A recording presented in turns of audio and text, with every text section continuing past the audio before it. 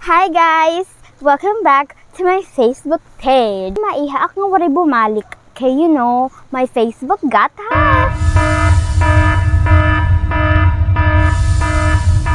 So, we are very sad to inform you na I will be leaving this Facebook page very soon.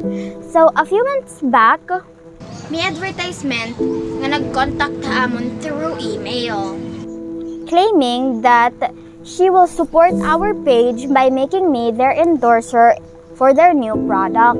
The thing is, she will post videos on my page na unrelated ha akong content. Unknowingly, na anya pinun po post out of Facebook protocols, giving us a lot of violations from FB. So, we ended our contract with her, not giving us any monetary payment. Hindi kami binayaran kahit isang sentimo. Tapos, we asked her to delete the videos she posted on my page. Maybe, she took it too personally and she hacked our account and removed a lot of videos. Kaya, kung mapapansin po niyo, damot akong videos nga nagka-delete. Almost 50% ang nawara. After that, we received multiple messages from Facebook na we violated a lot of their terms and conditions. For how many months, damon-amon na-receive nga mga sugadhinin.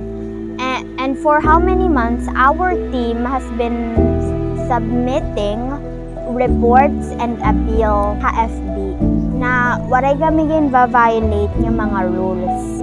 To the future content creators out there, please don't believe in people messaging you in emails that they will take you as their endorser. Always check if it is legit.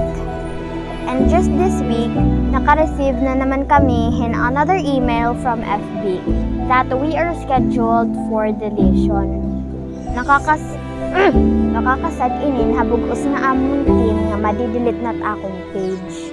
So, nag-send po kami in another report sa FB stating nga waray kami violate nga mga rules. But we are not expecting any more from FB. As yana, we are saying goodbye yana just for the meantime only. I would like to take this opportunity ha tanan nga nag-support ha akong journey ha FB.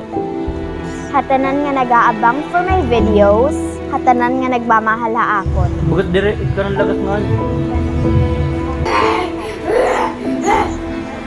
When I read your comments and messages ha, my heart is always filled with warmth and enjoyment. My teams, my editors, my writers, my scriptwriter, and I will be forever grateful to you guys. But for now, we have to part ways. It makes me very sad, pero this is only temporary. Kasi we will make another page for you guys. And we will make new contents for you. I just hope na you will still support me on my new journey. This is my new page. Up below. Up. Waray pa po ito content, but we will start uploading our old contents in my new page. This is not promised, but we will make new videos that is much better than our old videos. Please support me guys on my new adventure or journey. I love you guys. Hope that you will follow my new page. Thank you. Bye. Not up below. Upwards. Bye.